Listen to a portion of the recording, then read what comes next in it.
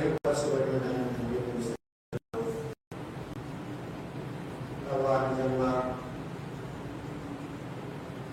మరి తండ్రి మనుషులు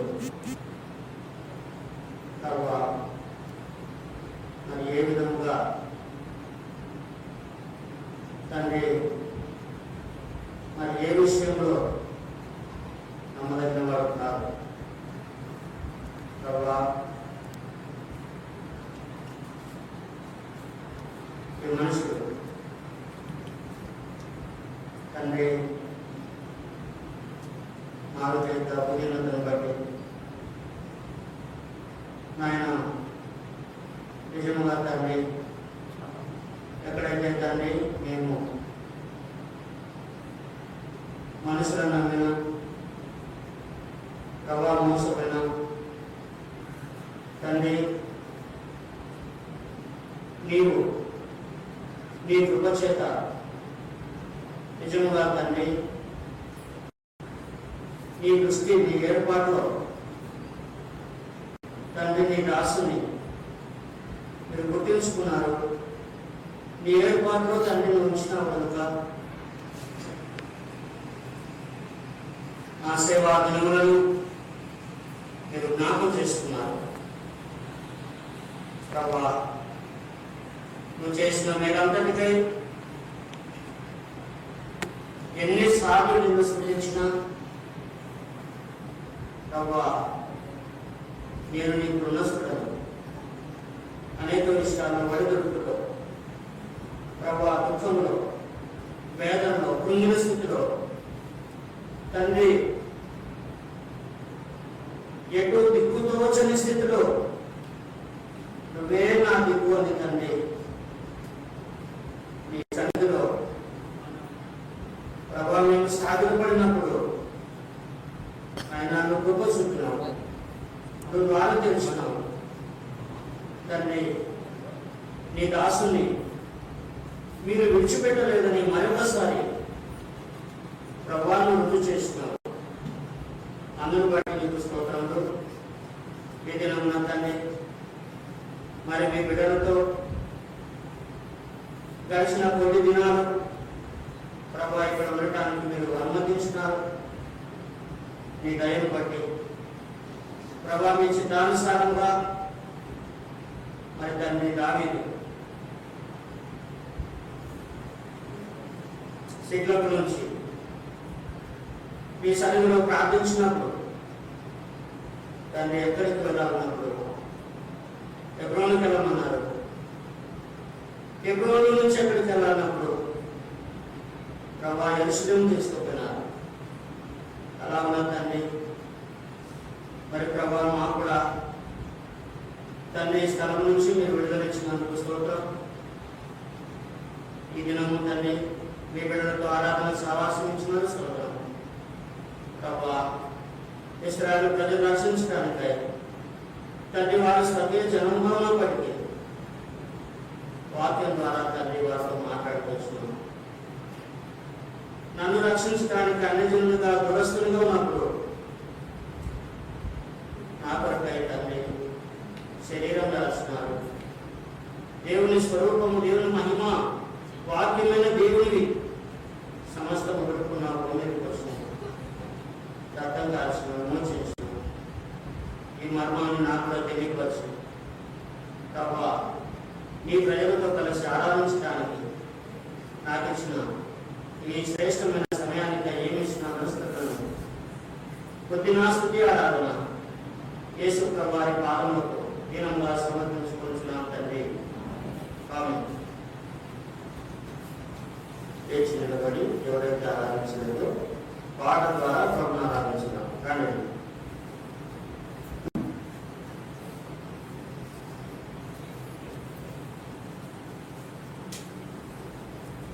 కానీ నా పాట పాడడానికి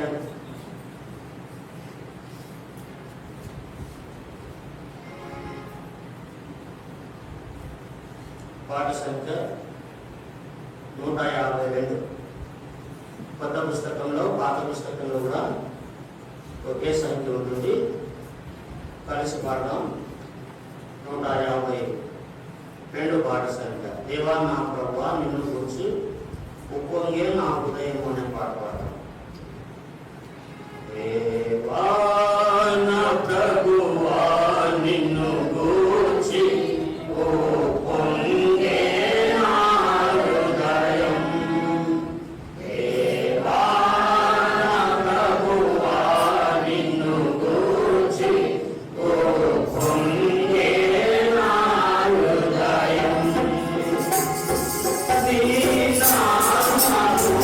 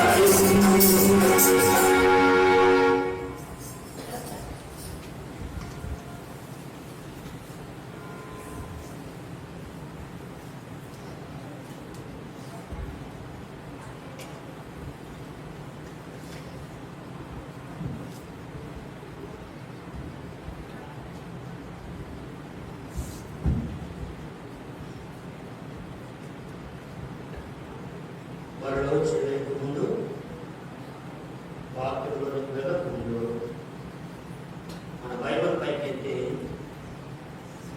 బైబిల్ పాడుతున్నాం. గ్రంథ వాగ్దానంలోని నా వేరే పాడతాం. గ్రంథ వాగ్దానంబులన్నీ నావే, సాక్షి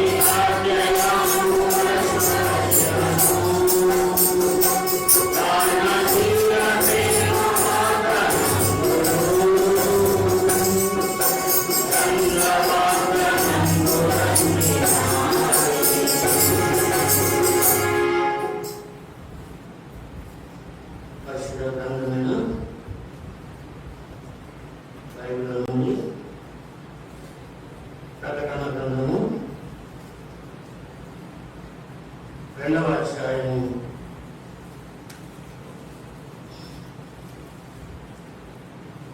12వ వచనం నుండి 17వ వచనం వరకు అందరం కలిసి చదువుకున్నాం. ప్రకటన 2:12 నుంచి 17వ వచనం వరకు కలిసి చదువుకున్నాం.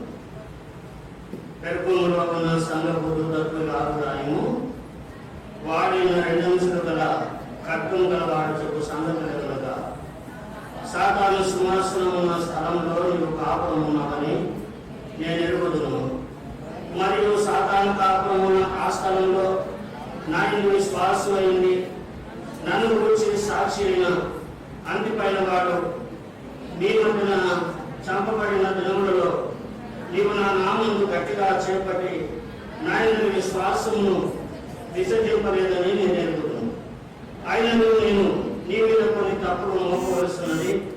అదేవిధంగా విగ్రహములకు బలిసిన వాటిని తిన్నట్లును జాగ్రత్తము చేయనట్లును ఇశ్రాయేలీయులకు ఉరియుడమని బాలాకులకు నేర్పిన బిలాము బోధను అనుసరించి వారు నీలో ఉన్నారు. అటువలనే నికోలాయితుల బోధ అనుసరించి వారు నీలో ఉన్నారు. కావున మారు మనసు పొందుము. లేని ఎడల నేను నీ యొద్దకు త్వరగా వచ్చి నా నోట్ల నుండి వచ్చి ఖడ్గము చేత నీతో యుద్ధము చేతును. సంగములతో ఆత్మ చెప్పుచున్న మాట చెవిగల వాడు విను కాక. జయించువానికి మరుగైన మన్నాను భుజింపనెత్తును, మరియు అతనికి తెల్ల రాత్రి నెత్తును. ఆ రాత్రి మీద చక్కబడిన క్రొత్త పేరును అది పొందిన వారికే కానీ మరి ఎవరికి తెలియదు. ప్రార్థన చేసుకున్నాం. భాగంలో పరిశుద్ధాత్మ దేవుడు సాయం చేయనట్లు ప్రవైపు చూద్దాం. ప్రేమల తండ్రి, పరిశుద్ధమైన దేవాన్ని పాదాలు పొందినాము. ఉదయకాలము తండ్రి మీ సన్నిధిలో మిమ్మల్ని ఆరాధించడానికై వాక్యమైన దేవుడు శరీరుడుగా ప్రత్యక్షమై అన్ని జనులకు ఇచ్చిన రక్షణ కొరకై ప్రభువా మీరు ఎంతగా మీ కోరికను స్వరూపమును తగ్గించుకున్నారో మాకు తెలియజేసుకొచ్చినారు. అన్ని బట్టి నేను ఆరాధిస్తున్నాం. తిరిగి నీ రక్తమాసులో పాలు పొందక ముందు వాక్య వెలుగులో మేము సరి చేసుకోవడానికి ప్రభువా ఇందులో ఎక్కడ హెచ్చరించబడాలో ఎక్కడ సరి చేయబడాలో తండ్రి నాకు మాకు నేర్పండి. ఎవరి హృదయాన్ని సాతాను కఠినపరుచుకున్నట్లు కోరుకుమని నిలబడిన మీ దాసుని అభిషేకించి వాడుకు మై పొందమని యేసు ప్రభు నామమున ప్రార్థన చేసి వేడుకుంటున్నాం తండ్రి. ఆమేన్. ద్వారా చదవబడిన లేఖన భాగమును గురించి గత దినాల్లో గత 3 వారాలు ధ్యానిస్తూ వచ్చినాం. యోహాను ఆత్మవశుడై పరలోకానికి వెళ్ళినప్పుడు పరలోకంలో 7 సువర్ణ దీపస్తంభముల మధ్యన మనిషి కుమారుని పోలి తన కుడి చేత 7 నక్షత్రాలు పట్టుకొని సంచరిస్తున్నటువంటి ప్రభువైన క్రీస్తు వారిని గురించి మరి గతంలో మనం కూడుకోకపోయినా ఈ శతవంతం ద్వారా ఎన్నో సంగతులు మనం వింటూ వచ్చినాం. కాబట్టి 2వ అధ్యాయంలో 7 సంఘాలు 7 సంఘములలో ఉన్నటువంటి తప్పిదములను యోహానుకు దేవుడు తెలియపరుస్తూ వచ్చినాడు. దీపపు కాంతిలో ఆ సంఘాల్లో ఉన్నటువంటి లోపాలు పరిశుద్ధాత్ముడు తెలియపరిచినప్పుడు వారు సరిచేసుకున్నారు. వారు ప్రభు వాక్యానికి విధేయత చూపుతూ వచ్చినారు. కనుకనే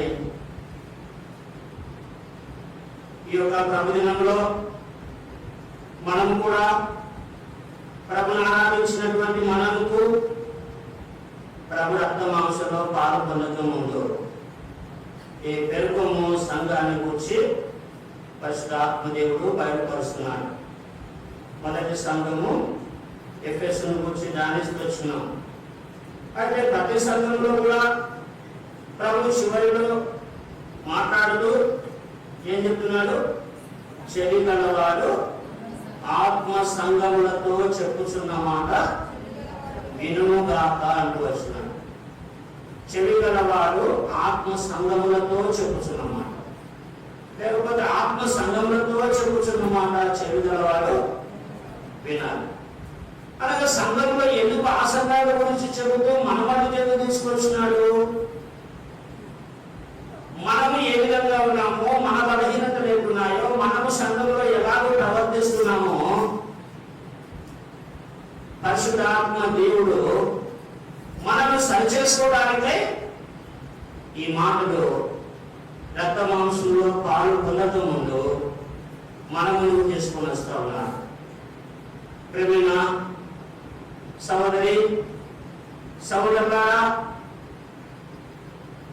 పెర్గము అనే మాటకు అర్థం ఏమిటంటే దుర్గము. దుర్గము అంటే ఎత్తైనటువంటి బలమైనటువంటి ప్రాకారం. దుర్గము అనేటటువంటి మాటలు చూస్తే కొన్ని దేవాలయాల ముందర గోపురాలు కట్టుంటారు. వాటిపైన కొన్ని శిల్పాలు పెట్టి ఎంతో ఎత్తుగా కట్టుంటారు. ఎందుకు అలా కడతారంటే ఆ గుడిలో ఉన్న దేవుడు ఇంత బలమైనటువంటి వాడు అని ఆ గోపురం యొక్క అర్థం. అట్లనే ప్రభువైన క్రీస్తు వారు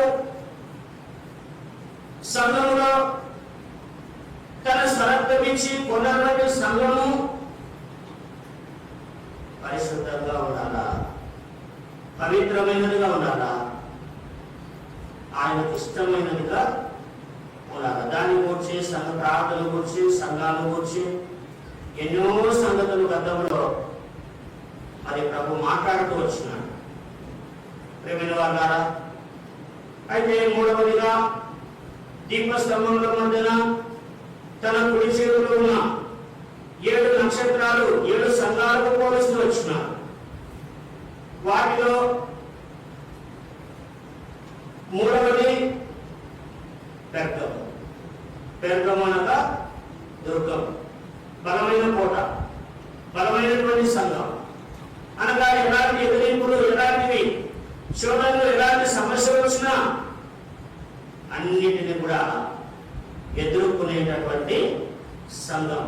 పెర్గము అంటే ఎంతో బలమైనటువంటిది దుర్గము.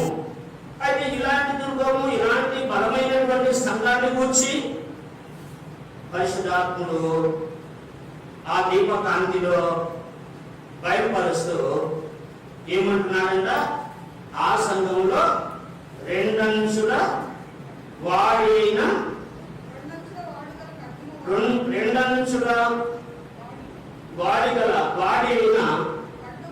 ఖడ్గము గలవాడు చెప్పు సంగతులేమనగా. రెండంచుల ఖడ్గం. రెండంచుల ఖడ్గం అంటే ఒకటి మొదట బోధించే వారికి జరుగుతుంది, రెండవది పోల్చున్న వారికి జరుగుతుంది. రెండంచులు అంటే రెండు వైపులా పదును.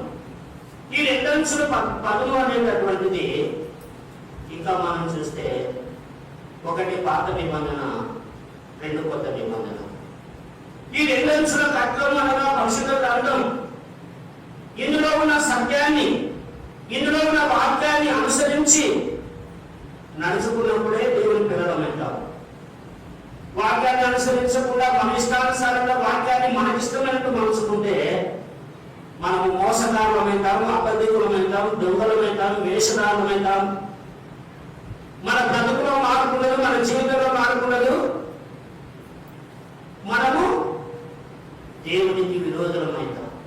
అందుకే పరపక్షమందున్న దేవుడు, పరలోకమందున్న దేవుడు, పరపక్షమనగా ప్రతివాది చేత మనము నిందించబడకుండా ఉండాలంటే దేవుని వాక్యము చేత ఈ రెండంచులు కలిగినటువంటి ఖడ్గము అనగా దేవుడి వాక్యం ఏదైతే మనల్ని ప్రేమించి మనల్ని సరిచేయడానికై దేవుడు ఏదైతే మాట్లాడుతున్నాడో దానికి సంపూర్ణంగా మనము విధేయత చూపించి లోబడి వారినప్పుడే మన విశ్వాసాన్ని మనము కాపాడుకుంటా విశ్వాసం అవుతాం. అవిశ్వాసం అంటారు, లేకపోతే పిశాసులు అంటారు.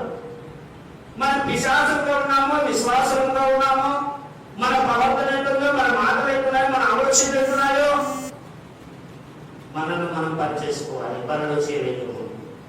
అందుకనే పరీక్షించుకోకుండా చేస్తే ఏమవుతాడంట, బలహీనుడైతాడు, రోగి అవుతాడు, తర్వాత ఏమవుతాడు, చచ్చిపోతాడు.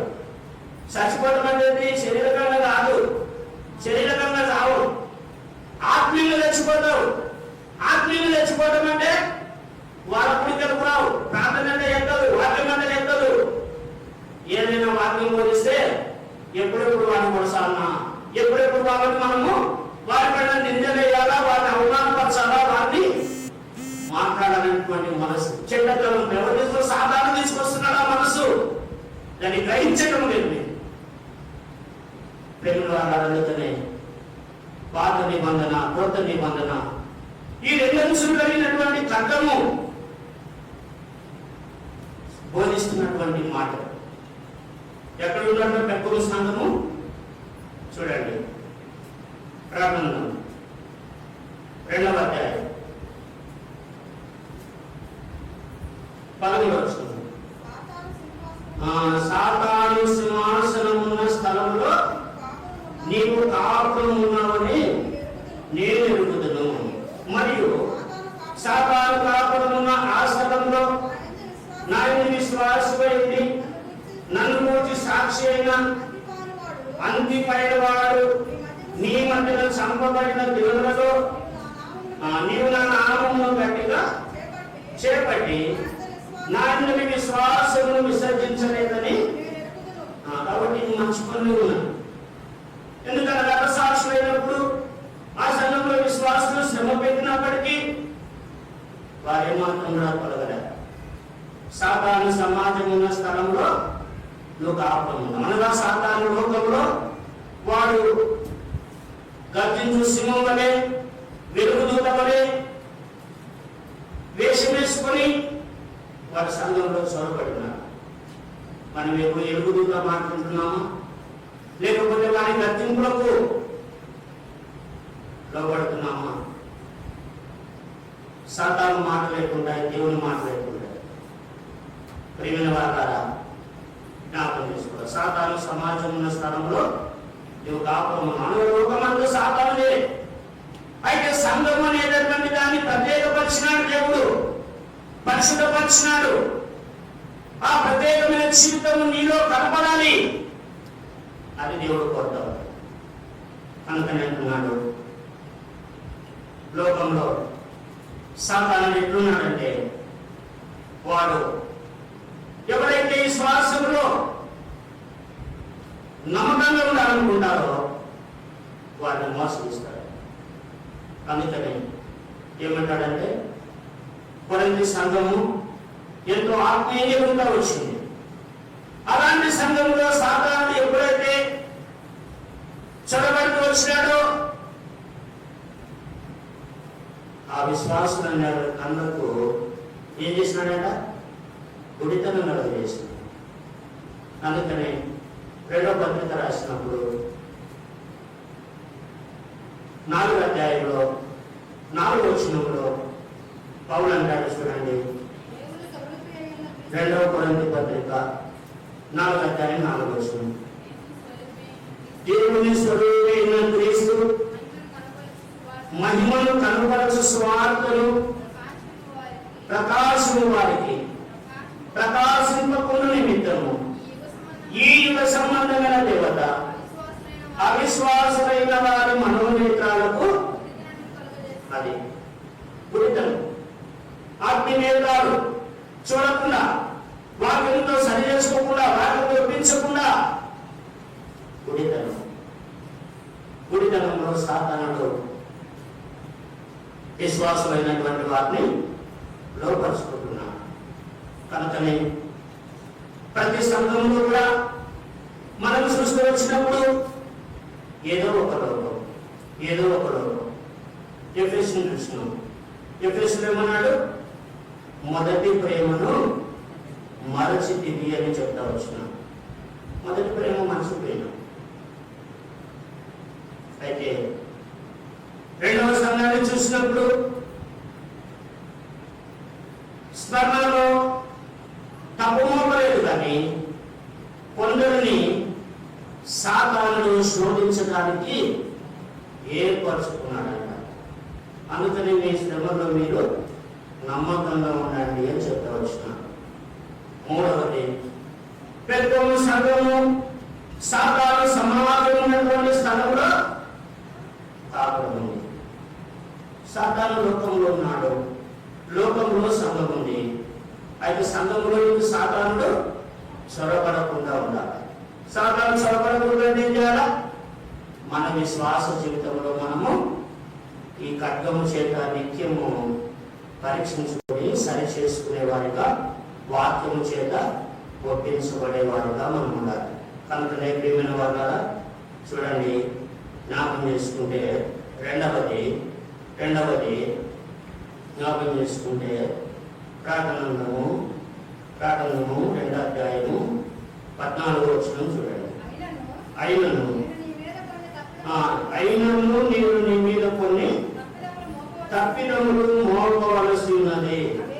అవేవనగా విగ్రహములకు బలించిన వారిని తిన్నట్లు, జారత్వము చేయనట్లు ఇశ్రాయేలీయులకు ఉరియొట్టుమని బాలాకులకు నేర్పిన బిలాము బోధను అనుసరించేవారు. అది ఎవరున్నారంట? గట్టి ఉంది సంఘం, ఆత్మీయంగా వరకున్నారు. అయితే అందులో ఏం చెబుతున్నారంట? మనుషులకు స్థానం ఇస్తా ఉన్నారు. ఇక్కడ దేవునికి స్థానం లేదు. మనుషుల యొక్క మాటలు ఉన్నాయి. ఇచ్చకపు మాటలు, నేర్పరి మాటలు, అబద్ధ మాటలు, మోసం చేసే మాటలు మనుషులకు నేర్పి ఏం చేస్తున్నారు?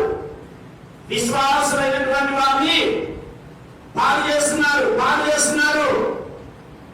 ఆ ముసుగులో మనం ఉంటున్నాం. ప్రియమైన వారు, మనం అనుకోవచ్చు ఒకవేళ, ఎందుకంటే నాకున్న బలహీనతలు 2 వచ్చినప్పుడు చెప్పిన. ఒకటి, నేను మాట్లాడేటప్పుడు ఏదైనా నాకు ఖాళీ మాట వస్తే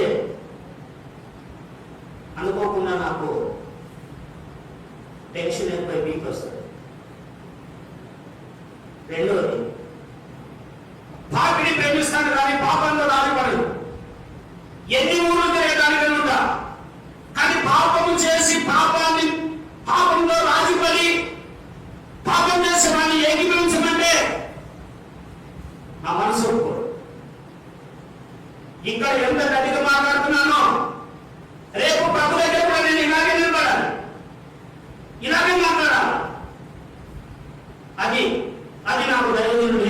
వచ్చినది. అలా ఉండటానికి మిమ్మల్ని కూడా పరిశుద్ధమైన జీవితం కలిగి ఉండాలని, వాక్యంలో సరిచేయబడాలని, వాక్యానుసారంగా జీవించాలని, ఇలాంటి విరామూలకు మనం చోటు ఇవ్వకూడదని ఒకవేళ నీకు గట్టిగా బోధించిందే, మీ మనసులో ఎక్కడైనా బాధపడింటే దానికి నేను బాధ్యతగా. పరిశుద్ధాత్ముడు బోధించమన్నాడు, పరిశుద్ధాత్ముడు చెప్పిన మాటలు నేను చెప్పినానంటే చెప్పకుండా నేను కూడా విరాములాగా, నేను కూడా పాపంతో రాజపడండి, పాపానుసారంగా జీవించండి అంటే ఇన్ని జిల్లాలు తిరగాల్సిన అవసరం లేదు.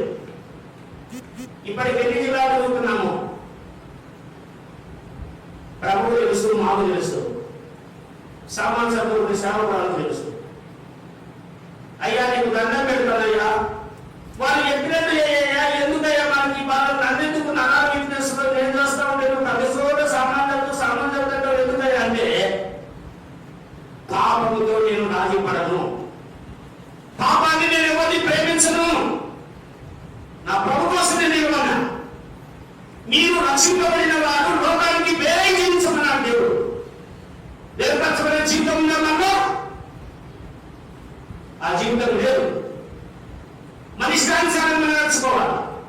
బిలాము బోధన కావాలి మనకు. బిలాము బోధన ఇది ఏమైపోయినారు ఇశ్రాయేలు ప్రజలు ఏమైనారు చూడండి. ప్రేమ వాళ్ళ నా మాట కాదు, చూడండి సంఖ్యాకాండం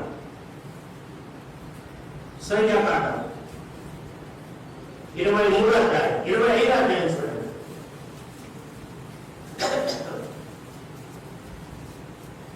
25వ అధ్యాయము 9-10 వచనాలు చూడండి.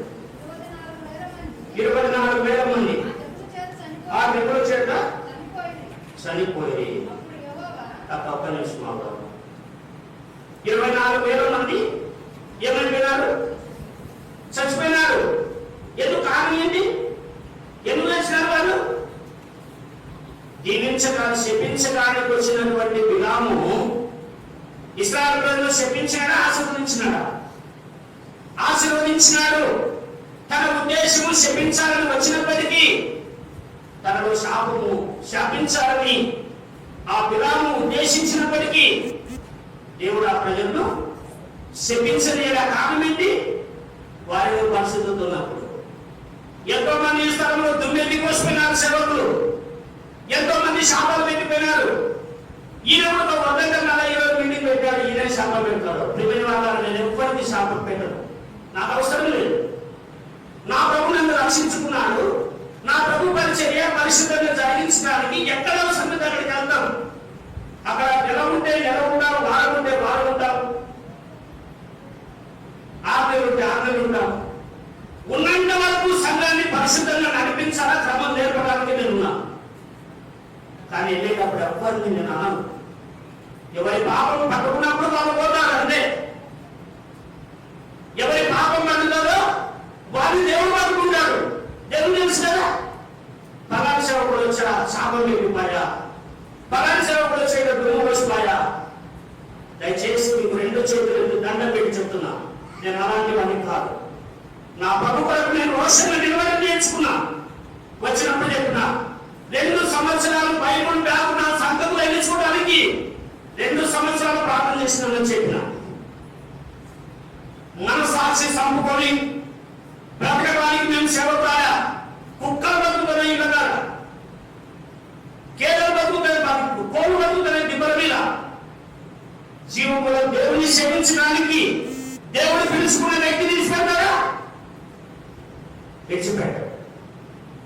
కానీ మనం చేసినటువంటి పనులు, మనం చేసిన కుట్రలు, మనం చేసిన మోసాలు దేవుడు ఎవ్వరు ఇచ్చిపెట్టాడు. ఎవరు చేసిన వాళ్ళని సంఘం దేవుని తన స్వరక్తంతో కొన్నాడు సంఘాన్ని. సంఘానికి కీడు ఉండదు ఎప్పుడు కూడా. ఒకవేళ సంఘాన్ని ఏ సేవకుడైనా కాని మాట మాట్లాడితే ఆ సేవకుడు నష్టపోతాడు. ఆ సేవకుడు ఏ బహుమానం పొందడు. సేవకుడు నాకు సంఘం కాదు, సంఘము దేవుడు. సంఘంలో ఎవరు కీడు చేస్తున్నారో, సంఘంలో ఎవరు మోసంతో మోసగాంతరంతో అలాంటి వారిని దేవుడు ఎన్నడూ కూడా విడిచిపెట్టాడు. ఒకరోజు వారి పాపం పండుకోలేదు. ఒకవేళ మన దినాల్లో ఏం జరగలేదంటే మన పిల్లలను తప్పించుకోలేదు. మన పిల్లల దినాల్లోనే జరుగుతారు. కాబట్టి బిలాము ఇశ్రాయేలు ప్రజలను శపించడం ఇచ్చిన దేవుడు తన నోటి ఉంచినాడు, ఆశీర్వాదం ఉంచినాడు. చూడండి, నా మాట కాదు, సంఖ్యాకాండం 23వ అధ్యాయం 4వ వచనం నుండి దేవుడు బిలాములకు ప్రత్యక్షము కాగా అతడు నేను 7 బలిపీఠములను సిద్ధపరిచి ప్రతి దాని మీదను ఒక కోడెను ఒక పొట్టేలును అర్పించుతున్నాను. ఆయనతో చెప్పగా యెహోవా ఒక మాట బిలాములో నుంచి నీవు బాలాకునకు తిరిగి వెళ్ళి ఇట్లు చెప్పమనను. అతడు బాలాకునకు తిరిగి వెళ్ళినప్పుడు అతడు మోయాబు అధికారులతో అందరితో తన దహన బలి యొద్ద నిలిచుండెను. అప్పుడు బిలాము ఉపమాన రీతిగా ఇక్కడు హరాము నుండి బాలాకు తూర్పు పర్వతం నుండి మోయాబు రాజు నన్ను రప్పించెను. రమ్ము, నా నిమిత్తము యాకోబును శపించుము.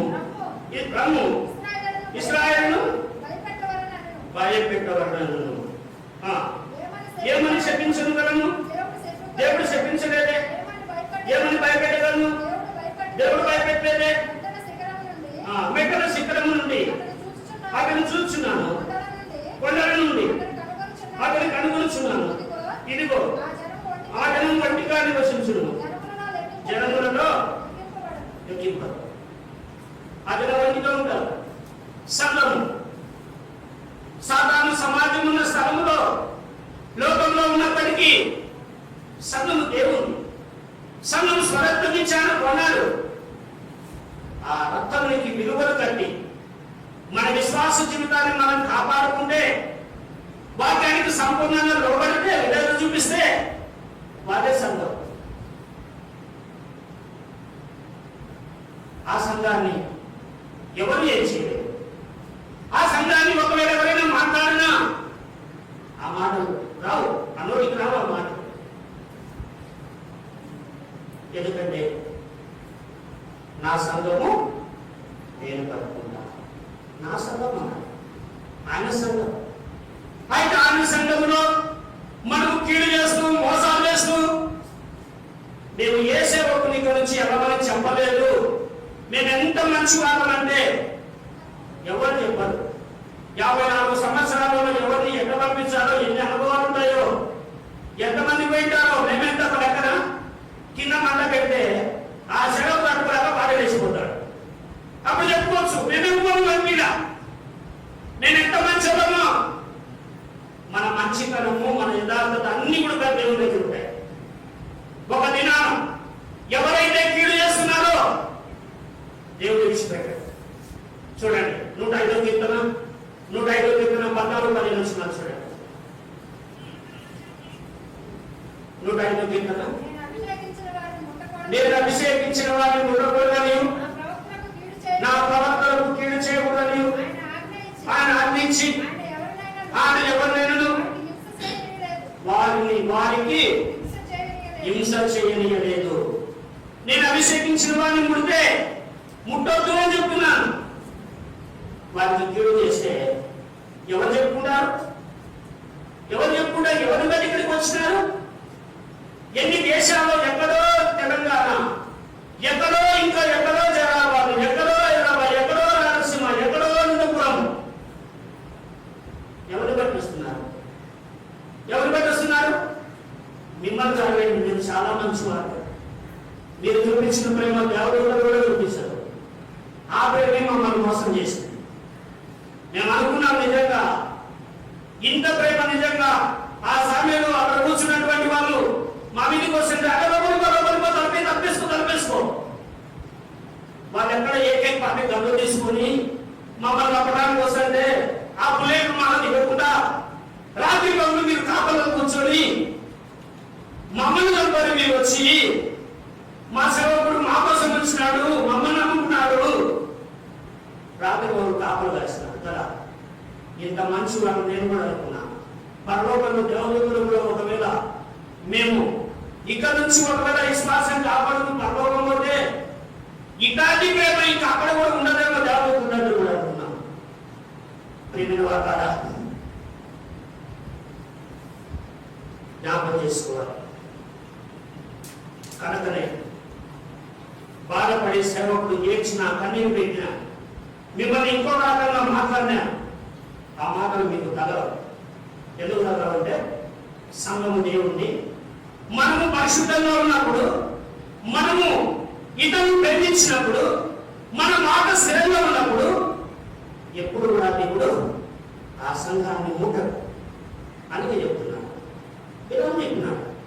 7 సార్లు శపించాలని శబ్దం కూడా శపించినాడా? శపించడా? శపించాలని ఇస్తున్నాడు, ఆశీర్వాదం చెప్తున్నాడు. కోత చెప్పినాడు. ఏం చెప్పినాడు? నాయన ఇట్లా చెప్పినా వీళ్ళు బాగున్నారు, వాళ్ళలో పాపం లేనప్పుడు, వాళ్ళు పరిశుద్ధంగా ఉన్నప్పుడు వారిని ఎవరు కూడా దేవుడు వారిని ఏమాత్రము శిక్షించడు. ఆయన జనం కాబట్టి చిన్న ఒక శిలువ బీజం వేసినాడు అంతే. పోత మీ స్త్రీలను వాళ్ళ దగ్గరికి పంపిండి అన్నాడు అంతే. ఆ ఒక్క పాపము వాళ్ళు కలగటం ద్వారా దేవుడు ఏం చేసినాడు? 23,000 మంది చచ్చిపోవడానికి కారకులైనారు. ప్రియమైన వాళ్ళ చూడండి, సంఖ్యాకాండం 20వ అధ్యాయం మొదటి 3 వచనాలు చూడండి. ఇశ్రాయేలీయులు సిద్ధింలో దిగుండగా ప్రజలు మోయాబురాలతో విచారం చేస్తారు. ఆ స్త్రీలు తమ దేవతలను తమ దేవతల బలులకు ప్రజలను పిలవగా వీరు భోజనం చేసి వారి దేవతలకు నమస్కరించింది. అట్లు ఇశ్రాయేలీయులు బయలుదేరుతో కలిసినందున వారి మీద ఎప్పుడు వచ్చింది కోపం? ఎప్పుడైతే మనలో పాపం ఉంటుందో, ఎప్పుడైతే మనం పాపం చేయడానికి ఇష్టపడతామో, ఎప్పుడైతే మనలో పాపేక్షలు వస్తాయో, ఎప్పుడైతే ఇతరులను నాశనం చేయడానికి కోరుకుంటామో దేవుడు ఇచ్చిపెట్టాడు. సుమా, నన్నైనా ఇచ్చిపెట్టాడు, మిమ్మల్ని ఇచ్చిపెట్టాడు. 2 అంచెలు తక్కువ కలిగిన వారు చెప్పే సంగతులు ఇవి. జాగ్రత్త కలిగి మనుషులను మోసకారి మాటలతో మనసును నష్టపరచదు. అది విశ్వాసం కాదు. లోకస్తుడు ఏమైనా చేసిన లోకస్తుడు క్షమాపణ ఉంది. కానీ పలుకులు పట్టుకొని రక్షింపగలమని, పరిశుద్ధులమని, దేవుడి పిల్లలని చెప్పుకొని మన మాటలు ఎక్కున్నాయో, మన ఆలోచనలు ఎక్కున్నాయో, మనం ఎలా చేస్తున్నామో దేవుడు ఉపనించిపెట్టాడు. కాబట్టి ఆ శిక్షను మనం పొందకూడదని చివరిసారిగా దేవుడు మిమ్మల్ని ప్రేమించి పెరుగులో ఉన్న సంఘము మనుషుల యొక్క ఆధీనంలో ఉంది. మనుషుల మాట వింటున్నారు. ఆ విధానం బోధనలు వినటం ద్వారా ఇశ్రాయేలు ప్రజలు నష్టపోయినారు. మనము అట్టి మాటలు వినకూడదని పరిశుద్ధాత్మ దేవుడు మనల్ని ప్రేమించి మనతో మాట్లాడుతున్నాడు. ప్రియ సహోదరి సహోదరులారా, కనుకనే ఒక్క దినమున 29 మంది, ఎంతమంది అంటే 9 వచ్చినారు, 24,000 మంది ఆ తెగుల చేత చనిపోయి. అప్పుడు యెహోవా మోషేకు ఆజ్ఞించును, యాజకుడైన అహరోను మనుమను ఎలియాజరు కుమారుడైన ఫినెహాసును వారి మధ్యన నేను ఓర్వలేని దాన్ని తాను ఓర్వలేకపోయినని పోవటం ఇశ్రాయేలీయులు ఇశ్రాయేలు మీద నుండి ఆ కోపము మరణించిన కనుక నేను ఓర్వలేక ఉండి ఇశ్రాయేలీయులను నశింపచేయలేదు. అప్పుడు ఫినెహాసు ఈట తీసుకొని ఒక ఇశ్రాయేలీని, ఒక మోయాబురాను, ఇద్దరిని సంపదలు వచ్చినాడు. అనగా ప్రియమైన వారు ఒక విశ్వాసులో పాపము ఎప్పుడైతే ప్రవేశిస్తుందో ఆ పాపాన్ని చంపాలి. ఇక్కడ చెప్తుంది శరీర విషయంలో చేసే విచారం కాదండి. ఇశ్రాయేలీయులు, మోయాబీయులు అనగా అన్యులు, సాక్ష్యం లేనటువంటి జీవితము.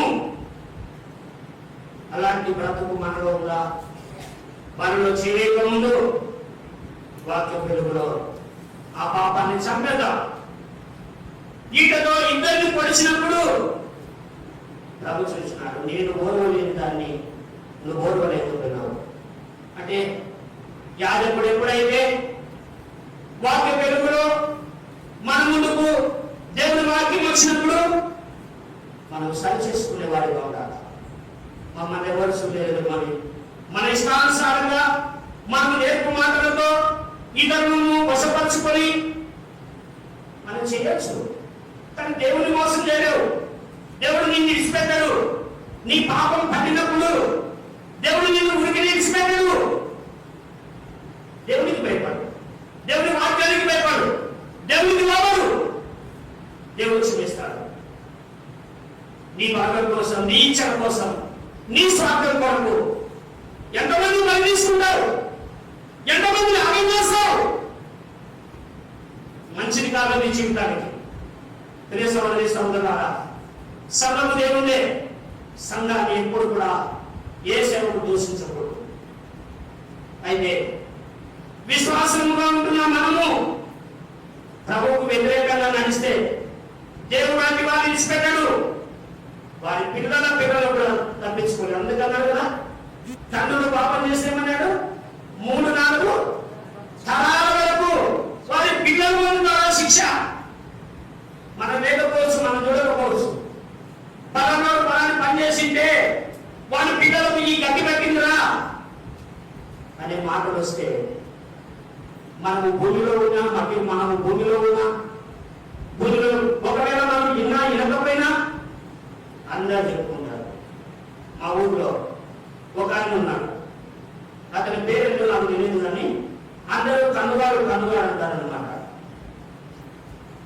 అతను ఏం చేస్తాడంటే అమావాస్య వచ్చిందంటే ఏదో ఒక ఇల్లు దొంగల, లేకపోతే అమావాస్య వచ్చిందంటే ఖచ్చితంగా ఏదో ఒక ఇంటికి నిప్పు పెట్టాలి. ఏ ఇల్లు కనపడకపోతే బస్సులో వామికి నిప్పు పెట్టాలి. ఖచ్చితంగా అమావాస్య వచ్చిందంటే ఊళ్ళో ఎవరు నిద్రపోరు. ఈ ఊళ్ళో ఇక్కడ మంట పెట్టలేదంటే ఇంకో ఊళ్ళోకి పోయి అక్కడే అందించొచ్చారు. ఇంకో ఊళ్ళోకి పోయి దొంగలుతారు. ఒకడే కొడుకు. అతనికి 3 కొడుకులు పుట్టినారు. యేసు ప్రభు అన్నాడు, వాక్యం చెప్పినాము. పెద్ద కుమారుడు మైకు తీసుకొని 12 సంవత్సరాల వరకు నీకు ఎన్ని ఉంటాయి? 11.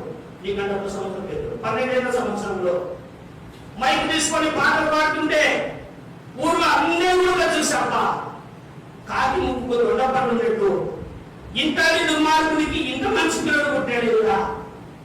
ఊరంతా సాగి చెప్పుకునేవాడు. ప్రేమిన వాళ్ళ ఒక దినం వచ్చింది, ఎక్కడో పిచ్చుకోక కలిసిందంట. వర్షంలో కలిసినాడు, వచ్చినాడు, పనులు చచ్చిపోయాడు. ఎవరి పాపం అది? ఎవరి పాపము? తన తాత చేసిన పాపం. మన పిల్లలు మన పరిజాతమా మన పాపంతో సరి చేసుకున్నామా? క్షమాపణ దేవుని దగ్గర క్షమాపణ అడిగితే దేవుడు క్షమిస్తాడు. కనుకనే బిలాపూరం మనకొద్దు, బిలాం చేసే మనకి బిలాం ఆలోచన మనకొద్దు. మన ప్రభు కొరకు నిలుచుందాం.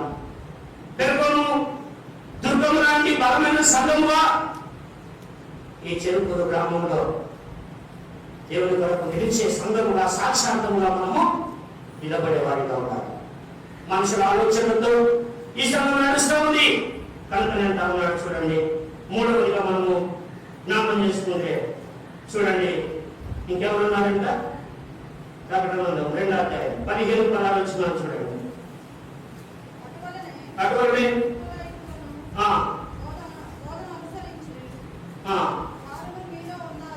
వారు మీలో ఉన్నారు కావున మారు మనసు పొందుము. లేని యెడల నేను నీ యొద్దకు త్వరగా వచ్చి నా నోటి నుండి వచ్చు ఖడ్గము చేత మీతో యుద్ధం చేస్తా. ఏం చెప్తున్నాడు? ఒకటి, బిలాము లాంటి బోధకులు అంటే బిలాము ఉద్దేశములు ఎలా ఉన్నాయంటే ఏదో ఒక రకంగా మనుషుల వైపు కావాలా, ఏదో ఒక రకంగా రాజు నన్ను కనపరచాలి, ఏదో ఒక రకంగా రాజు నన్ను గొప్ప చేయాలి. కాబట్టి రాజుకు సాయం చేయడానికి వచ్చినాడు. దేవుడి ఉద్దేశం లేదు. అయితే ఏం చేస్తున్నాడు? దేవుని ఉద్దేశం లేకపోయినా మానవ తలంపుతో, మానవ స్వభావంతో, మానవ బుద్ధితో ఏం చేసినాడు? ఇశ్రాయేలు ప్రజలపైకి లేని పాపం తీసుకొచ్చినాడు. ప్రేమైన వాళ్ళగా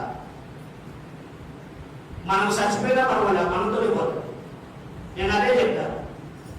ఎందుకన్నా వెళ్ళిపోతున్నా అంటే నా పరిచయం అయిపోయింది, మనసాక్షి సంపుకొని ఎక్కడ పరిచయం చేయను, ప్రభు కోసం బతుకుతా, ప్రభు కోసం జీవిస్తా, ప్రభు కోసం చెప్తా. గత 15 రోజుల కింద ఇదే స్థలంలో రాత్రి ఏడ్చుకుంటూ మేము ప్రార్థన చేసుకుంటూ వచ్చినాం. ప్రభా, మనసాక్షిని చంపుకొని నేను సేవ చేయను, పాపంలో రాయబడను, ఇంటికి వెళ్ళిపోతా. నీ చింతం ఏంటి? అందుకని నన్ను తెలుసుకుంది. నా సేవ నీకు ఇష్టం లేదా? మరి నన్ను ఎందుకు వీళ్ళని సిద్ధపరిచావు?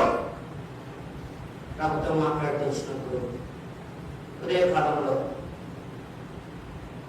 హెబ్రోనుకు ఫోన్ చేయాలని దావీదు సిక్లగు నుండి హెబ్రోనుకు వెళ్ళటానికి ప్రభు దగ్గర కనిపెట్టిన విధానము ప్రభు నాతో మాట్లాడుతూ వచ్చినాడు. ఫోన్ చేసినప్పుడు అన్నాడు, ఎడు నువ్వు నమ్ముకున్నావా? ఏం చెప్పినా నీకు? నీ జీవితం, నీ లైఫ్ ఖండం చేసుకుంటున్నాను, నీ బతుకు స్థాయికి అందరి గుడిసెలో కూర్చొని ఫోన్ చేసి పీఠాచార్య గారు మాట్లాడుతుంటే అన్నయ్య గారు ఏం చేసినావు? నీ బ్రతుకు స్నానం అయిపోతే నేను ఆ రోజు చెప్పిన నీ కమ్మలంటే పొగ, నీకు మనుషుల ప్రేమను మనుషులు కమ్మవలసింది, ఆ ప్రమాదకుంటున్నాను. తెలుసుకున్నప్పుడు నువ్వే వస్తావు. మాట్లాడుకోవచ్చు. ఎక్కడ నందాలకు ఎక్కడ తీసుకొచ్చినారు కానీ కూడా ఈరోజు మా బతుకు ఏం కావాలా? మీరు పెట్టే మందాలు తప్పుకోలేక ఎత్తుకొని బాబుల సామాన్ అంతే, లేకపోతే మీ కాళ్ళ కింద చెప్పు కింద రాయడాలు కావాలి నేను. కానీ నా ప్రభు నన్ను ఆ విధంగా ఉంచరా, అందుకు నన్ను పిలిచిన దేవుడు నమ్మదగిన, అందుకే దాన్ని సృష్టిస్తా వచ్చిన దేవుడు నా ప్రభు ఉన్నాడు రుజువు చేయడానికి. అన్నా క్షమించండి అన్నా, పొరపాటు చేసుకున్నానన్నా నేనన్నా మాట్లాడాడు.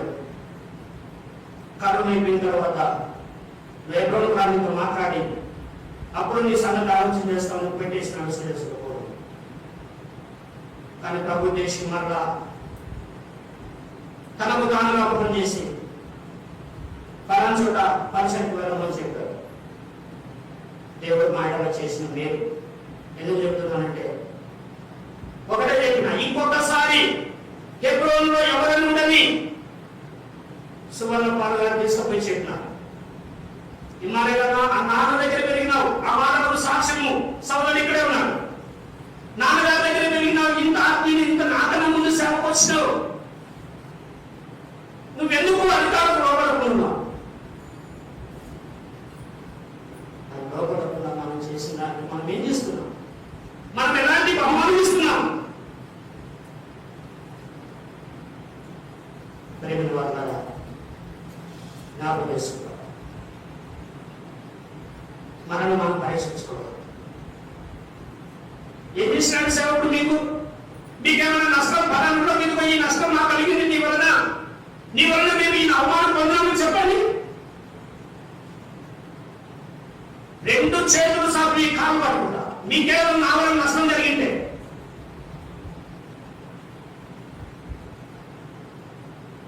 ఎన్ని మాటలు, ఎన్ని నిన్నలు మా మీద, ఇదే మీరు మాకు ఇచ్చే బహుమానము. 3 నెలల నుంచి కఠినమైన విధానంలో దుఃఖపడుతున్నాం. ఒక సారక, ఒక నిపుణత తప్ప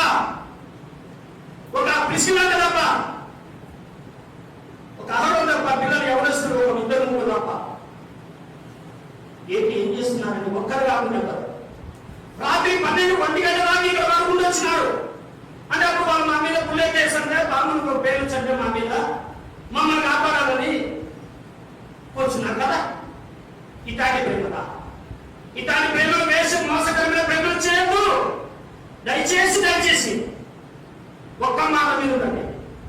సేవకుడు కాలం వచ్చినప్పుడు ఆ సేవకుడితో మాట్లాడుకోండి. అయ్యా మా పరిస్థితిని మేము ఇట్టుంటాం నీకు ఇష్టమైతే ముందు లేకపోతే ఎప్పుడు పోని చెప్పండి. ఈ ఒక్క చెరుకూరులో ఈ బిజినెస్ ఒక్కటే లేదు సంఘం. దేశంలో ప్రపంచంలో ఎంతో మంది సేవకుల యొక్క సంఘాలు అల్లాడిపోతున్నారు. వాళ్ళ మంచిది కాదు. సేవకుడు ఏడిపించడం సేవకుడు బాధించడం మంచిది కాదు. అది మన పిల్లల కూడా క్షేమం కాదండి. దయచేసి పనులు చేయడానికి ముందు సరి చేసుకోండి.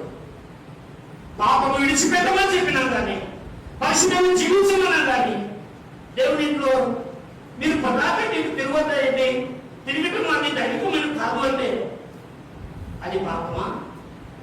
శరీరం ఆశ్చర్యం అంటే అది పాపమా? కోటి రూపాయలు తీసుకుంటే ఇరాక్లో ముస్లింస్ శుక్రవారం వస్తే నమాజ్ పోతాడు. ఎవరన్నా ఒక్కరు ఫోన్ మీరు పోగిస్తారేమో కనుక్కోండి. ఇరాక్ రాకూడదు. మీ ఊళ్ళో మసీదు ఉందో నాకు తెలియదు. గుంటూరులో మసీదు ఉందో శుక్రవారం చూడండి ఒకసారి. ఎవరి శరణం అవుతుందా? ఎవరికే ఉపకారం చేసినాం మేము? ఎవరికి అపకారం చేసినాము అంటే మంచి చెప్పడం ద్వారా మీకు నేను శత్రువునైనా అంటే ఏ బోధ కావాలా మీకు? ఏ బోధ కావాలా? నీకో రైతుల బోధ కావాలా అంటే మీరు ఎక్కడైతే గంగిరెద్దులాగా ఊపుకుంటారా? నేను మీ మీద మంచితే అబ్బో ఆదాయం ఎంత మంచోడు, అబ్బా ఆడినట్టే ఎవరున్నారు ఈయనట్టే ఎవరున్నారు కోరుకుంటా. మీరు తెలుసుకుని సత్యానికి బతకండి. రక్షణకు మారుపేరుగా ఉండండి. అది దేవుడు మెచ్చుకుంటాడు. మనుషుడు విసర్జించిన, మనుషుడు తృణీకరించిన, మనుషుడు లెక్క చేయకపోయినా దేవుని దృష్టిలో దేవుని ఏర్పాటులో మనం ఉన్నామా లేమా అది మనం తెలుసుకోవాలి. అది తెలుసుకుని అలాగూ జీవించడానికే ఈ సంఘంలోకి వచ్చినాం. బక్సింగ్ గారి పేరు పెట్టుకున్నాం, బక్సింగ్ గారి సంఘం అంటున్నాం, బక్సింగ్ గారి క్రమం అంటున్నాం. మరి ఆ క్రమాన్ని ఎట్లా ఏ విధంగా నడుచుకుంటున్నాం? అప్పుడు వేరు ఇప్పుడు వేరు, అప్పుడు వేరు ఇప్పుడు వేరు అంటే వాక్యం అంటుందా? వాక్యం అంటుందా? వాక్యం అప్పుడు వేరు ఇప్పుడు వేరు అంటే వాక్యం ఏమైనా మారిందా? కొన్ని యేసుప్రభువు మారినాడా? మరి మనం ఎందుకు మారుతున్నాం? మనం ఎందుకు మారాలి? మన బతుకులు ఏంటి? మనం ఇచ్చిన రక్షణ ఏంటి? ప్రభు ఎంతగా మనం హెచ్చిస్తున్నాడు. ఇప్పుడు వచ్చే పరలోకంలో ఉంటామని నిరీక్షణ కలిగి చెప్పుకుంటున్నాం కదా. మరి ఆ పరలోకంలో ఉండాలంటే భూమి మీద ఎక్కున్నారా? ఎప్పుడైనా ఆలోచన చేసుకుంటున్నామా? ఆ పరలోకం కొరకు నేను ప్రయాసపడుతున్నాను. మా పక్కకించిన సంఘంలో 4 రోజులున్నా, 3 నెలలున్నా, 2 నెలలున్నా నిన్న కూడా అర్థం చెప్తా వచ్చింది. పెద్ద పిల్లలు చూస్తా ఉంటే సంఘం అంతా ఏడ్చి నువ్వు ఎక్కడికి పోయినా సుఖంగా ఉండలేవు. సంఘం 50 రోజులలో ఇంతగా అభివృద్ధి చేసింది. నువ్వు మమ్మల్ని వదిలిపెట్టుకోతున్నాను. దయచేసి అందుకు అక్కదాన్ని నాక దయచేసి మీరు నన్ను మాత్రం అనవద్దు. నా దేవుడు నా పరిచయం అవసరం నుండి తీసుకుపోతున్నాను. నేను ఎవరిపైన చిత్తం లేదు, ఎవరిపైన అసూయపడటం లేదు, ఎవరిని మాట్లాడటం లేదు. మీరు వాక్యానుసారంగా సరి చేసుకోవాలని ప్రేమపూర్వకంగా చివరిసారిగా చెబుతున్నాను అంతే. నా అవసరం తప్పడుంది. దేవుడు తీసుకుపోతున్నాడు అక్క. నిన్న మొన్న ఇద్దరు కూడా కూర్చొని ఎంతో వారు కన్నీళ్లు పెట్టుకొని మాట్లాడుతున్నారు. అన్న ఒక్కసారి నేను మీ మాట అంటే జీవితంలో నన్ను పెట్టాలి నమ్మడాక. దయచేసి నన్ను వదిలిపెట్టండి. నా విధానంలో నన్ను వెళ్ళనివ్వండి. అందరికంటే ముందుగా వచ్చి ఏడుస్తూ ఉంటారు. ఏంటమ్మా ఇదే నా మాట అంత రాష్ట్రం ఇదే నా ఇంట్లో కొద్దిసేపటికి వెళ్ళిపోతారు కదా. అక్క ఎక్కడికి వెళ్ళమంటారు. మీరందరూ మా హృదయాల్లో ఉంటారు. మీ అందరి కోసం మేము ప్రార్థన చేస్తాం. మిమ్మల్ని అందరినీ నేను ప్రేమిస్తున్నాం. ఎవరిని నేను ధృవీకరించేవాడిని కాదండి. మీరు నన్ను అర్థం చేసుకోవడం చాలా తక్కువ. ఎందుకంటే నా మాట కఠినంగా ఉంటుంది కాబట్టి, నా బోధ కఠినంగా ఉంటుంది కాబట్టి, ఈయన కన్వేయర్గా చేశాడు, ముఖము లావుగా చేశాడు, ఈయన గద్దించి చెప్తాడు, ఈయనకు కోపం ఎక్కువ, ఈయన ఇట్లా అంటాడు అట్లా అంటాడని రకరకాలుగా మనం చెప్పుకోవచ్చు. కానీ ఎవరిని ఏ సంఘం మీద నాకు ద్వేషం లేదు, ఎవరిని మిమ్మల్ని కాదు. ఇప్పుడు దరిద్రాపిని ఆలోచనలో కానీ ఎవరిని కూడా నేను ఒక్క మాట కూడా అనేవాడిని కాదు. సంఘాన్ని ఎప్పుడు కూడా నేను నిందించేవాడిని కాదు. ప్రేమించినారు, అవసరమైపోయింది, దేవుడే మీకు ఆ మనసు కలగజేసినాడు కాబట్టి, దేవుడే మనసు కలిగించినాడు కాబట్టి నా పరిచయం మీరు ప్రేమిస్తూ ఉంటే నేను ఇక్కడే ఉంటాను. కాబట్టి మీకు ఆ కఠినత్వం వస్తేనే నేను ఇక్కడ నుంచి అక్కడికి వెళ్ళడానికి మార్గం సరళంగా ఉంటుంది. అది నేను ఆలోచన చేస్తాను. నా ప్రభు అక్కడ ఉంది, అందుకే ప్రభు నన్ను చేసుకుంటున్నాను. అయితే మీరు బిలాంబోధనలో వాక్యానుసారంగా జీవించడానికి ప్రయత్నం చేయండి, వాక్యానుసారంగా బ్రతకండి. నికోలాయికుల బోధన, నికోలాయికుల బోధన నికోలాయికులు ఎక్కడున్నారు చూడండి. ఒక మాట చూసి నేను త్వరగా ముగించేస్తాను, సమయం అయిపోతుంది. చూడండి, 2 తిమోతి పత్రిక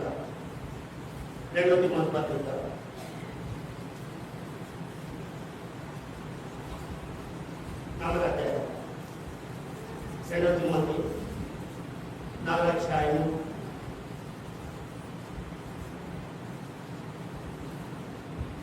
3-4 వచనాలు చదవండి. 2 తిమోతి 4:3-4 వచనాలు. ఎందుకనగా జనులు ఇంత బోధనలు సహింపక దుర్లక్ష్యములు గలవారై తమ స్వకీయ దురాశలను అనుకూలమైన బోధకులను తమ కొరకు ఏం చేస్తారంట? దుర్లక్ష్యములకు తగినట్టు చెప్పే బోధకులు కావాలి. కఠినమైన బోధన మనకొద్దు. వాక్యానుసారంగా జీవించమంటే కోపం, దేవుని కొరకు బ్రతకమంటే కోపం. ఆ సేవకుడు మనుషుడు కాదు. అబ్బా అన్న, నువ్వు చెప్పే వాక్యము చెరువు గడ్డ మీద కూర్చుని ఎంతో మంది వింటున్నారు. సభ ప్రార్థన వాక్యం చేసుకుంటే వాక్యం అంతా చెప్తే ఇంకా ప్రార్థన కూడా చేయాలి. నువ్వు ఇప్పుడు ఎందుకు వస్తున్నాయి మార్పు అంటే, మరి ఆ రోజునే ఈ రోజు ఏమన్నా పక్కకు బోధ చేస్తున్నా, ఆ రోజు ఏమన్నా బైబుల్ తెలిసి బోధ చేసి ఈ రోజు ఏమన్నా నా సొంతంగా ఏదైనా నేను బుక్ చేసుకొని చదువుతున్నాను. మీ ముందు ప్రేమిన వాళ్ళ దుర్లక్ష్యుడు దేవుని కోసము కఠినమైన మాట్లాడటం రెండంచుల తత్వం అది. రెండంచుల తత్వమైనప్పుడు బోధించే వారిగా ఉండాలి, కూర్చున్న వారిగా ఉండాలి. నేను సరి చేసుకునే మాట నేను సరి చేసుకోవాలి, మీరు సరి చేసుకుని ఇచ్చినప్పుడు మీరు సరి చేసుకోవాలి. అంతేగాని ఇది నాకు చెప్తావా, ద్వేషం పెంచుకొని అసూయ పెంచుకొని ఎంతవరకు ద్వేషంతో ఉంటావు? నీ అసూయ నేను ఒక రోజు నష్టం చేస్తుంది. నీ అసూయతో నువ్వు నాశనం అయిపోతావు. నీ అసూయతో నీకు ఇచ్చే బహుమానాన్ని పోగొట్టుకుంటావు. నీ అసూయతో దేవుడిచ్చే బహుమానాన్ని కోల్పోతావు. అప్పుడు పరలోకంలో అందరూ చూసినప్పుడు, వామ్మో ఏమయ్యా అక్కడ వచ్చి అంత బాగా చేసింది, మరి ఇక్కడ ఎందుకయ్యా వచ్చి ఈ కూడా కూర్చున్నావు? ఏం చేయాలా? సిగ్గుతో మనం తలదించుకోవాలి ప్రేమిన వాళ్ళ. కాబట్టి అలాంటి తప్పు మనకొద్దు. దయచేసి జ్ఞాపం చేసుకుని దుర్లక్ష్యపడొద్దు. దేవుని వాక్యం ఏదైతే మన ముందుకు వస్తుందో మన వాక్యాన్ని పోగొడతాం. విధేయత చూపుతాం, సంఘములో నమ్మకంగా చూస్తాం. అది నేర్చుకోండి. చివరిసారిగా నా మనవి, నేను చేసే విజ్ఞాపనం మీ అందరికీ కూడా ఏమిటంటే, యథార్థమైనటువంటి జీవితం కలిగి ప్రభు కొరకు చెప్పుడు మాట వినకుండా, తప్పుడు ఆలోచన చేయకుండా దేవుని కొరకు దేవుని వాక్యానుసారంగా జీవించండి. అది కోరుకుంటుంది. ఇంకో బోధలు బోధలు మనకొద్దు, దుర్లక్ష్యంలో ఉన్నటువంటి వారు.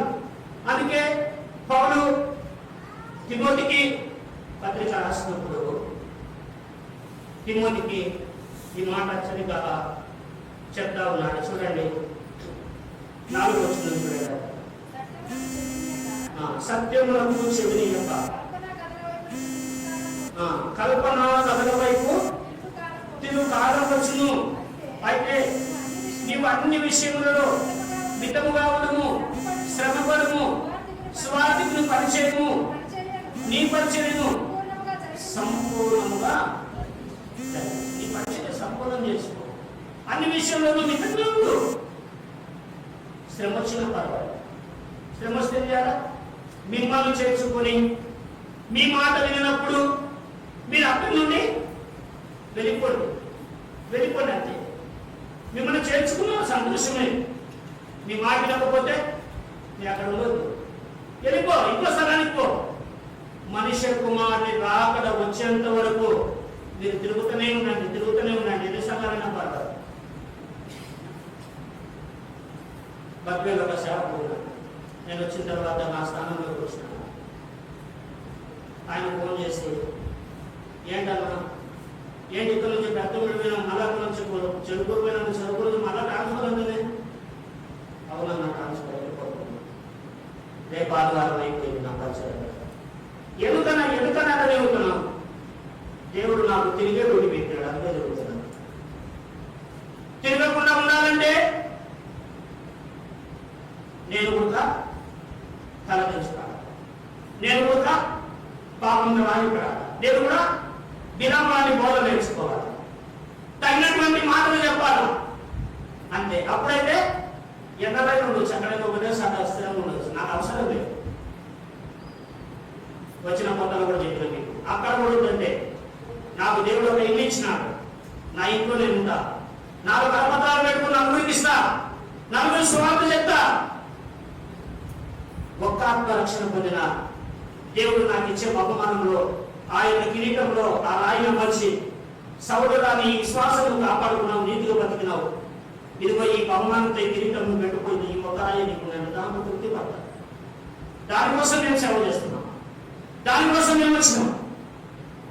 మనుషులతో సంతోష పెట్టారంట. ప్రేమిన వాళ్ళ నా బోధనతో ఒకవేళ మీకు ఇబ్బంది కలిగిందే, నా మాటలతో మిమ్మల్ని నొప్పించిందే, నేనైతే పశ్చాత్తాపడను. ఎందుకంటే మీ ఉపయోగం కొరకు, మీ క్షేమం కొరకు నేను చెప్పిన. అవి ప్రభావం అందించినాడు, నేను చెప్పినాను. సరి చేసుకుంటే ఆశీర్వాదం పొందాడు, సరి చేసుకోకుండా బాధపడితే ఆత్మీయంగా నష్టపోతారు. కాబట్టి ఇలా వదలదు. తెలుగులో ఉన్న సంఘము దుర్గముగా బలమైనదిగా ఉంది. అట్లనే చెరుకూరులో ఉన్న సంఘము యొక్క బలంగా ఉంది. ఎంతో ఆత్మీయంగా ఉన్నారు, కానీ ఆత్మీయంగా ఎంతో బలపడదు. కానీ మాట్లాడద్దు, విరామొదలద్దు, చెప్పుడు మాట వినకండి. దేవుడు ఇచ్చినటువంటి సత్యంలో నడుచుకోండి. అలాగున్నా మరి మనం ఎక్కడైతే మన విశ్వాసం కాపాడుకున్నప్పుడే మనకు బహుమానం. దాన్ని పరీక్షించుకున్నాం. కొరింథీయులకు రాసిన మొదటి పత్రిక 11వ అధ్యాయం 20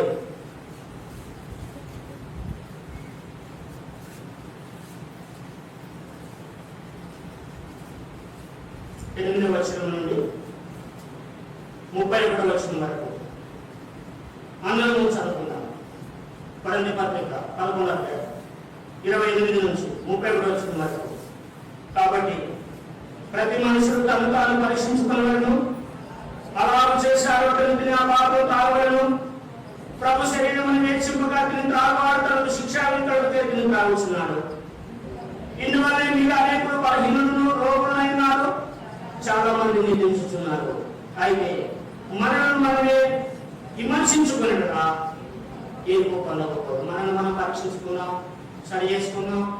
నిజంగా మరి మనం కూడా విరామడానికి బోధలు ఎక్కడ ఎదుర్కొన్నామా, లేకుంటే మరి కల్పనాలు కాలం గడుపుకోవడానికి మాటలు, సంతోషం పెట్టే మాటలు, వ్యర్థమైన మాటలు, ఇచ్చక మాటలు, ఇంకా సరసమైన మాటలు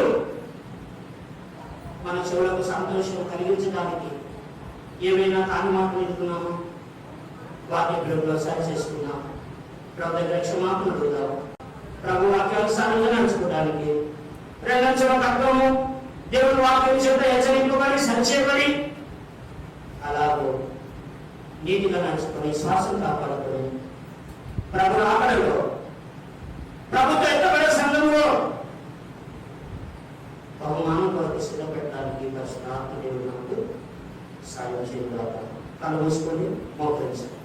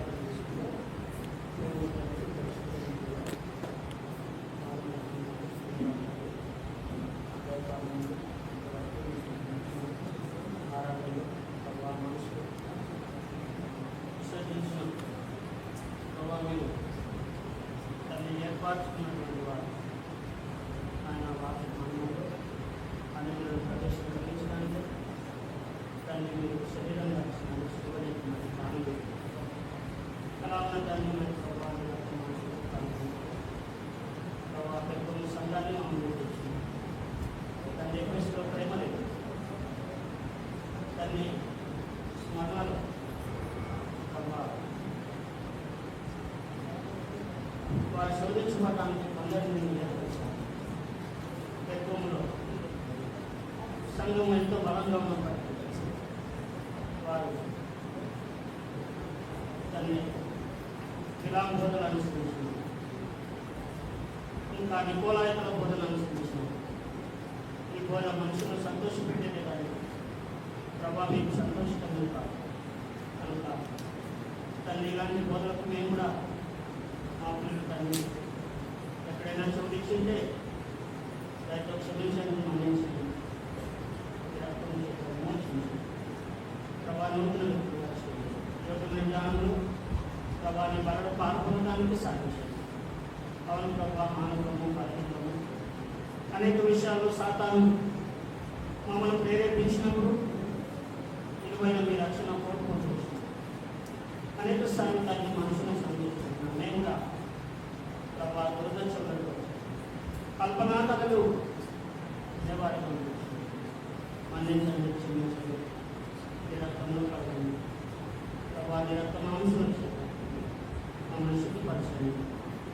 తల్లి ఉన్న దినంలో ఈ రాకడ కొరకు నీ మహిమ కొరకు ఎత్తబడే సంఘము అలా ఉన్నదానికి ఉండటానికి సహాయం చేయండి.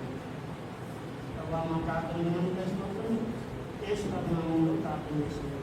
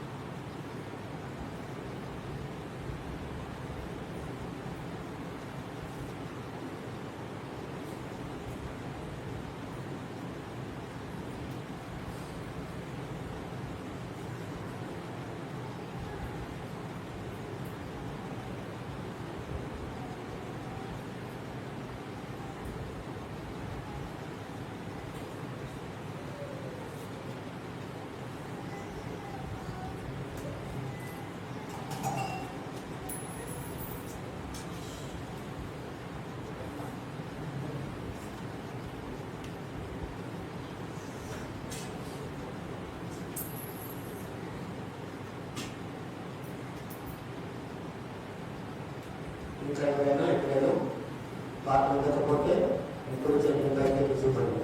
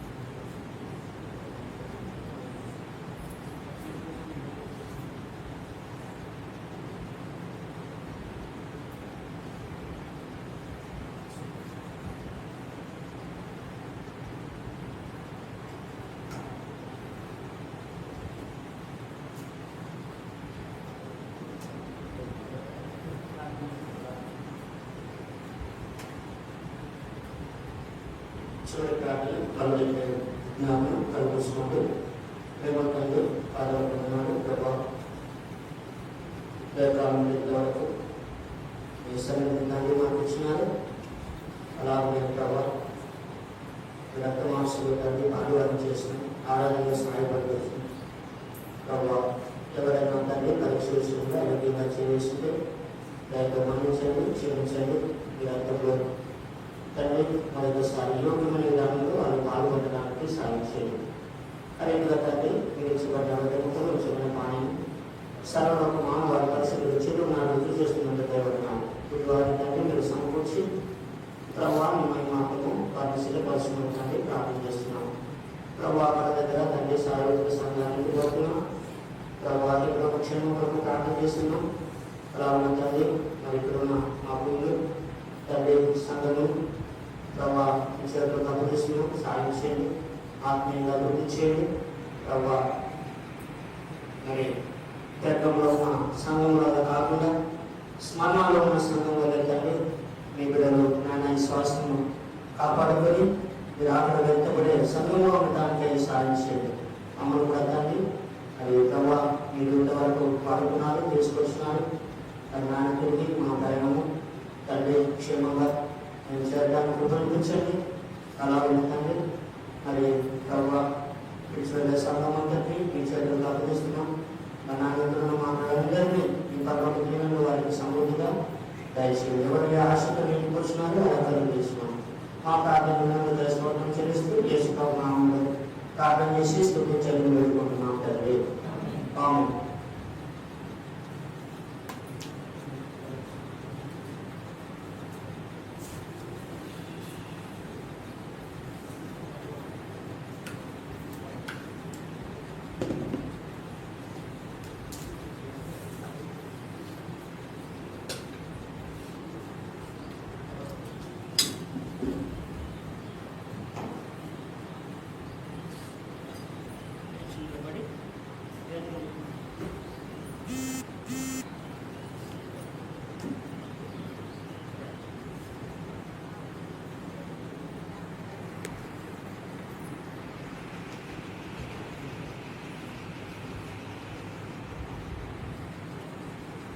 నిలబడి మన ఉదయాలతో పాటుగా కానుక సమర్పించుకుందాం. పాట పాడండి సోదరుడు.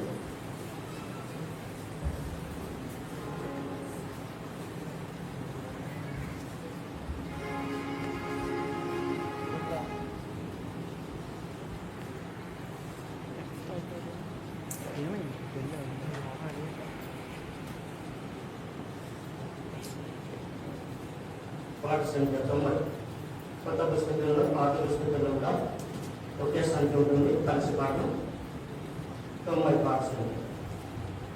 యెహోవా మహోన్నతుడా మహిమయుడు నీవే, ఇహమందు రక్షక మహిమంచి దాతవు. యెహోవా మహోన్నతుడా మహిమయుడు నీవే, ఇహమందు రక్షక మహిమంచి దాతవు.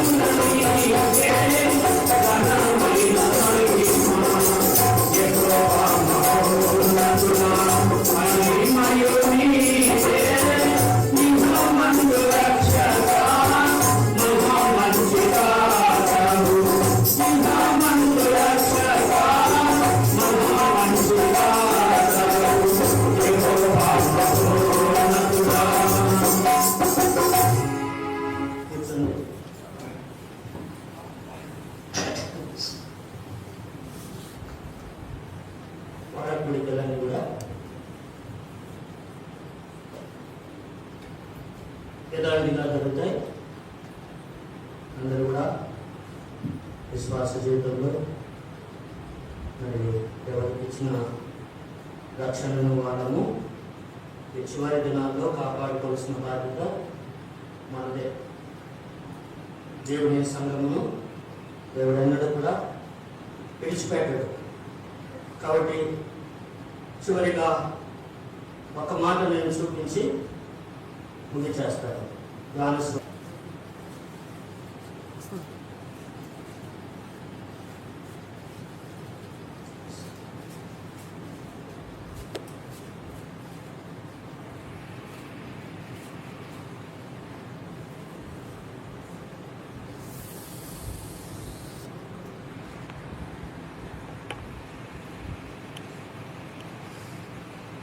సారీ 14వ అధ్యాయము 18 వచనం అందరం చదువుదాం. 14వ అధ్యాయము 18 వచనం అందరం చదువుదాం. మిమ్మల్ని అనాథులుగా పెట్టుకోను, మీ ఎద్దకు వద్దును, కొంతకాలమైన తర్వాత లోకములను మరి ఎన్నడూ చూడదు. చాలు. కాబట్టి మిమ్మల్ని అనాథులుగా విడువను అని దేవుడు వాగ్దానం ఇస్తా ఉన్నాడు. దేవుడు తన సంఘాన్ని తను కట్టుకుంటాడు. కాబట్టి దేవుడు మరి ఎవరికి ఇక్కడ ఎవరి అవసరంలో నాకు తెలియదు. కనుకనే దేవుడు మమ్మల్ని ఇద్దరి నుంచి ఉద్దేశించినాడు. కాబట్టి మేము రేపు ఉదయకాలము అది పెద్దనందిపాడు శివునుకు అది ప్రభు ద్వారా తెలిసినాడు. అక్కడికి వెళ్తున్నాము. కనుక భవిష్యత్తము మరి ఎవరైనా ప్రేరేపణ వారు ఉదయము మరి 8 గంటలకు గానం వస్తుంది. అది సామాన్ సర్దుకొని మేము వెళ్తాము. అందరూ కూడా దయచేసి ఇక్కడ రావాలనుకుంటే దాన్ని ప్రేరేపించిన వాళ్ళు కొంత సామాన్ కూడా సర్దడానికి సహాయపడండి. మరి అలాగున దేవుడు మరి బలపరుస్తాడు, కార్యం చేస్తాడు. అలాగే దేవుని మహిమ కొరకు మేము ఎక్కడున్నా మీ అందరి క్షేమం కొరకు మీరు వద్దన్నా మీకోసం మేము ప్రార్థన చేస్తూనే ఉంటాం. ఎందుకంటే దేవుడు కొంతకాలం మమ్మల్ని ఇక్కడ మరి ఉంచినాడు. మీ ప్రేమలు మేము పొందినాం కాబట్టి ఆ ప్రేమను బట్టి మా దేవుని సన్నిధిలో ప్రార్థన చేస్తూ ఉంటాం. కాబట్టి చివరిగా ప్రార్థన చేసుకున్నాం. ఉన్న వార కోరికల్లో మరి యథావిధిగా కోరికలు జరుగుతాయి. ప్రార్థన చేద్దాం. కళ్ళు మూసుకోండి. ప్రేమను తండ్రి, పరిశుద్ధమైన దేవ, మీ పాదములు పొందనాన్ని స్తోత్రాలు తండ్రి. ఇంతవరకు ప్రభా మీ సన్నిధి ఇచ్చినాం.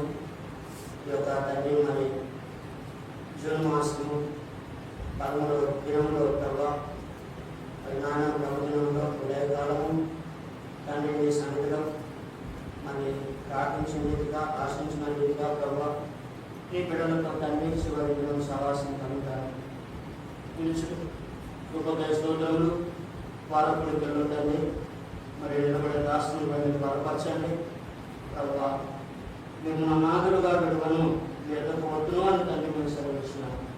ప్రభా సంఘం అనేది ప్రభా మనుషులంగా మేము విడిచిపెట్టేది ఎవరు కాదు. కనుక ప్రభా మీరుండి మీరు ఆదరించి ధైర్యపరిచి మీ బిడ్డలు తండ్రి మీరు ఆత్మీయంగా కట్టండి. మరి నాన్న ఎవరి అక్కడ అవసరత ఇక్కడ ఉందో ప్రభా మేము మెరుగము మానవులంగా కొన్ని తండ్రి బలహీనతలు ప్రభా మేము మాట్లాడినప్పటికీ నీ ఉద్దేశం ఉండేది ఏది కూడా జరగదు. కనుక నీ చిత్తానుసారంగా నీ ఉద్దేశపూర్వకంగా తండ్రి మమ్మల్ని కూడా క్షేమంగా తండ్రి మరి పెద్దలను నడిపించండి, సాయం చేయండి. ప్రభా అక్కడ ఉన్నటువంటి మరి నాయన మా అవసరతను తండ్రి మేము గుర్తించి నీకు ఇష్టమైన పాత్రగా వాడుకొని మాయి పొందమని యేసు ప్రభు నామంలో ప్రార్థన చేసి స్థుతించి వాడికి వేడుకుంటున్నాం తండ్రి. ఆమేన్. తండ్రి దేవుని ప్రేమ, ప్రభు యేసుక్రీస్తు వారి కృప, పరిశుద్ధాత్మ సహవాసము ఇప్పుడు వచ్చిన సకల పరిశుద్ధులకు ఇప్పుడు ఈ దాని వరకు మరియు ఈ పగలంతా తమ సదాకాలంతో మనకింత